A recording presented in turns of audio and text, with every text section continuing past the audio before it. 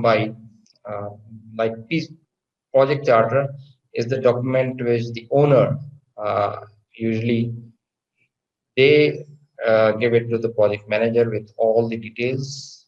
Okay, and they give the general information of the project and all the things related to the you can find it. It is a project management document, and it's not very difficult to get it. So, so here you go with the project charter. Project charter for different phases. The project manager he receives from the owner, from asset manager or asset development manager. So, what are the content? This includes project general information that the project related information of location and ownership, who is the owner and project type, either it is greenfield or brownfield. Then approval levels, uh, does it need the toll gate or internal gate processes? What it depends on the investment size. You can see in one of the row here. Similarly, the project background, history, initial situation, business objectives, project objectives, success and exit criteria, and project scope and non-scope, inclusions and exclusions, economical and technical criteria for exit. All these things are mentioned here, out of scope things and sustainability, interfaces, dependencies to other capex, risk and opportunities, milestones, assurance milestones. So usually with the IGRs and internal gates and gates, IPA reviews, project expenditures, the capex, opex for different phases, economics, okay, IRR and NPV have to be calculated here. So this and with project stakeholder, project organization and responsibilities, and there are different attachments to this document. So this document is the writing contract or job given to the project manager by the owner. Okay,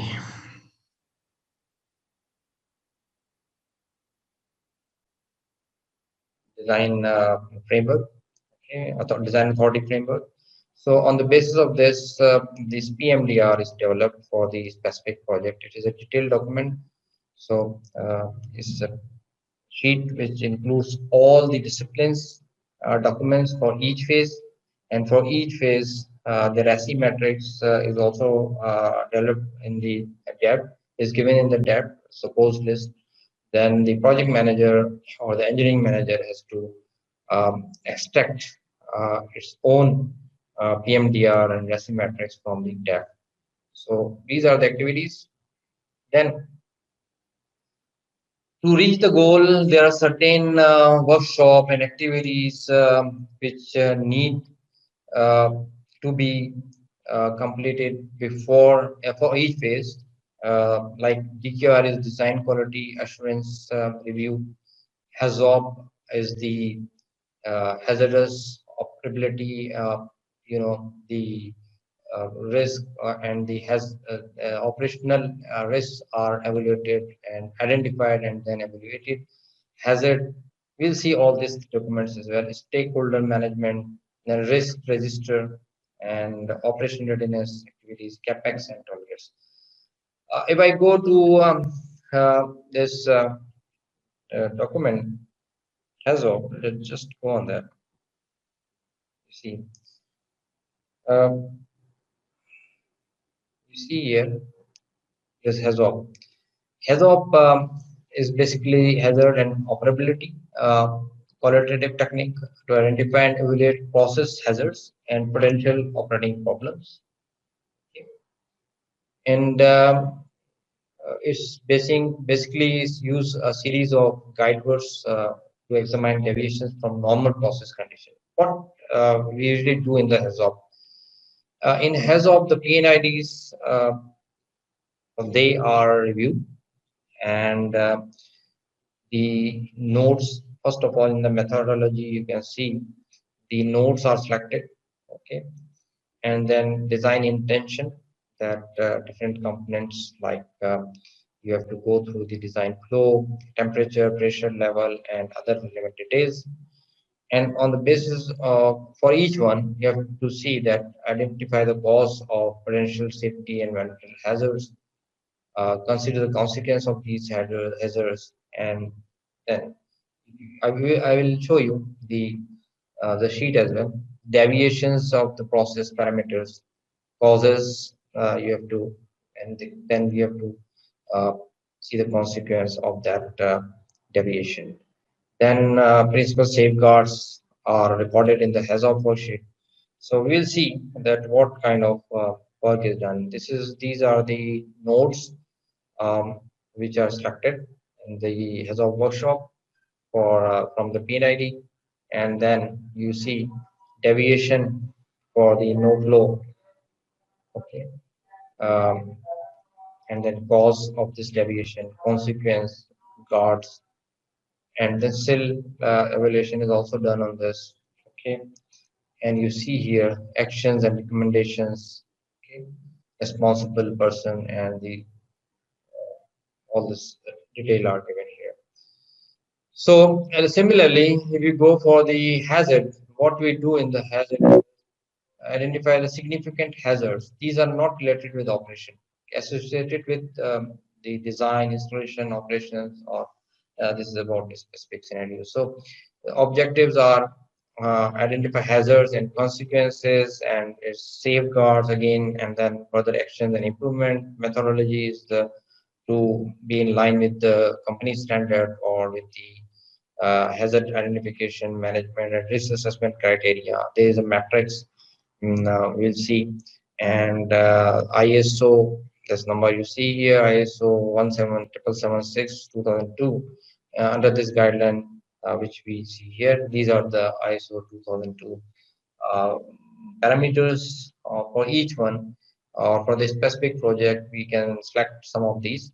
So these factors are discussed here in the hazard. You see, these are not operational, but these are the risks. Maybe you see that there the environmental noise you can see here. Okay, agronomic hazards you can see here. Material problems, equipment estimation malfunctioning, utility failure, others. So these hazards guidewords have been added to ensure a more thorough identification of hazards associated with the project. So this is basically the document which usually we go through. Uh, this is a report or some or the hazard. Now we have stakeholder management. What we usually do in the stakeholder management, the stakeholders are identified. Their power and influence is discussed, and how can they impact on the project is discussed, and the roles are identified, and the project management from project management team, the persons are assigned to manage these stakeholders uh, on the basis of their prioritization.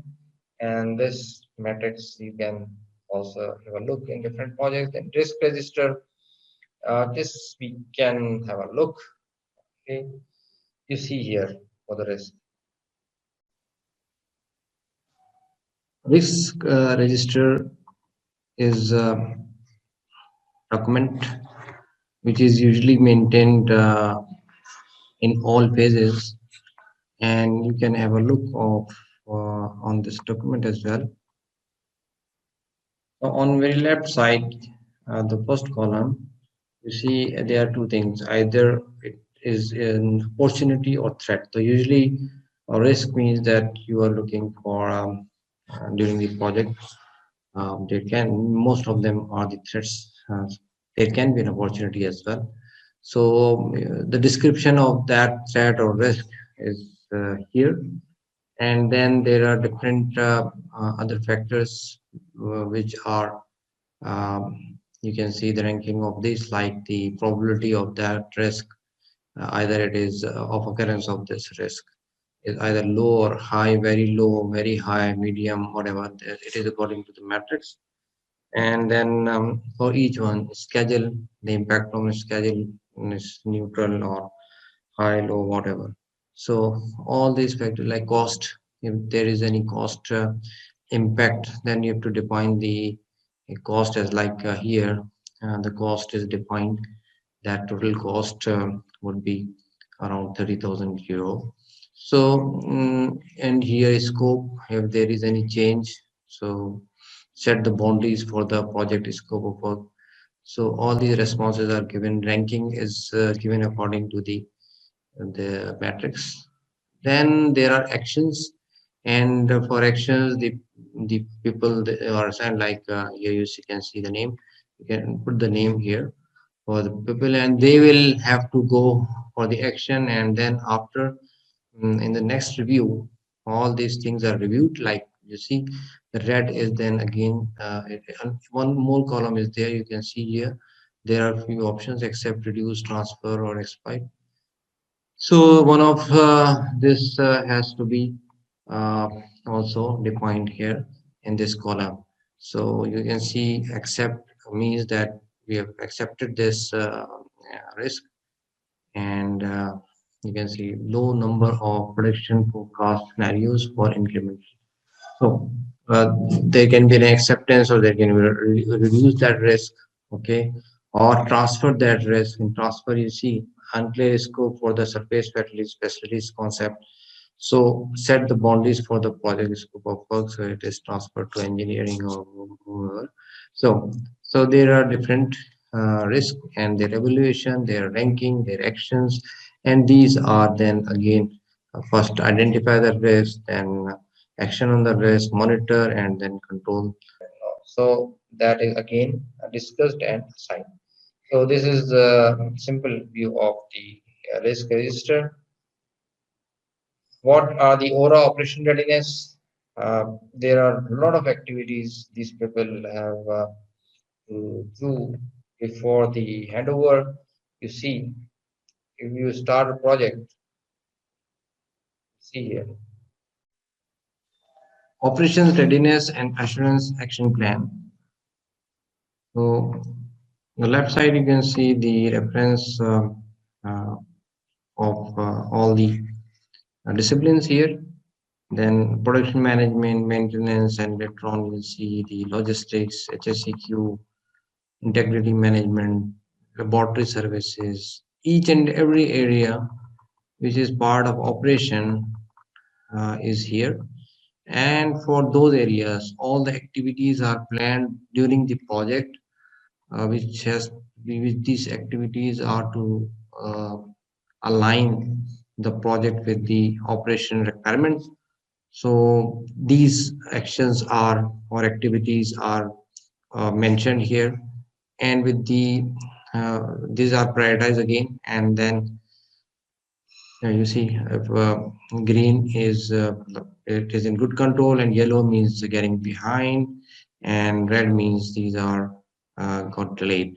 So there are different columns here for responsibility, that there are a responsible person and to be reviewed and approved, and there are other columns also for start and stop finish and other status of each. And then so at the by the end of each phase, these are reviewed by aura manager and with the team, and this has to be assured that all the actions are completed. So this is operations readiness and assurance action plan. So logistics support management, HSCQ management, operational integrity management, laboratory services, operational procedure. A lot of things are to be done here in Aura. So it's an important activity before the handover, operation assurance, HSCQ management. All this has to be done before handing over. So these are also the activities which are related with different phases. So it's not only for the third phase or fourth phase. It has to be started from start. So this is the cost estimation document, which is prepared for different phases. And for each toll gate, this has to be presented. So you can see I will look on this as well, that for identifying assess phase and then selection phase, define phase. So surface facilities capex is presented here. Similarly, for governance activities, here you can have a look and phase plate and valves, well types. So different options are there. So for studies, so this is a simple document, so I don't want to go into the detail, but this just for the awareness that this document is in detail. A team uh, has to work on this with very in-depth approach. Basically, the design quality assurance, which we had, the first activity is basically on the all master document uh, which are the part of engineering are reviewed by a team, uh, external team, and before that, you see, there's a request for DQR. Okay, the team who worked on the uh, engineering, they request to external, and then this is the internal process again. But you have to go through the process, and then you have to the external team, they have to go for the review, and after review it with the internal team, they point out the the shortcomings, and those shortcomings are to be then have worked out with by the internal team, and they come up with the final. So this is design quality assurance review report. So after the review, a report is usually issued, and this report is on different documents, what our shortcomings have been observed by the team in the meeting, in the review meeting, and this meeting is led by usually a person who is not part of the team who has developed the documents. So it is from uh, independent body, internally or externally, it can be arranged. So with this protocol, all these comments, you can have a look on this, that there are different documents like base of design, um, water quality specs, and then you can see safety engineering on that also. The comments are have been some observations are there, and then recommendations are given. The uh, overall evaluation is according to the matrix which has been designed, which is designed according to DQR document, and these colors are the ranking of the comments. Red means that of course it is not acceptable, and this has to be revised again. And in few cases, some actions are required. So yellow cases are shown here. So green means that further in further document revisions, those things will be uh, reviewed again. So there are different ranking criteria, and it is given according to the DQR requirement. You can see all the uh, uh, documents or standards are mentioned at left side. This one is process review on process documents, and it's whatever they have comments and recommendations. These are actions, all are registered in this report. So after the issuance of this report, the team has time like 15 days between the next toll gate or internal gate review. So they have to complete all these, fulfill all the requirements given in this document. So thank you very much. We have gone through all these things in brief. Uh, but there are a lot of things which we need to discuss in detail, and for that, these two sessions are usually are recommended for 2 days sessions. If anyone or any organization they are interested, so we can uh, work on that as well.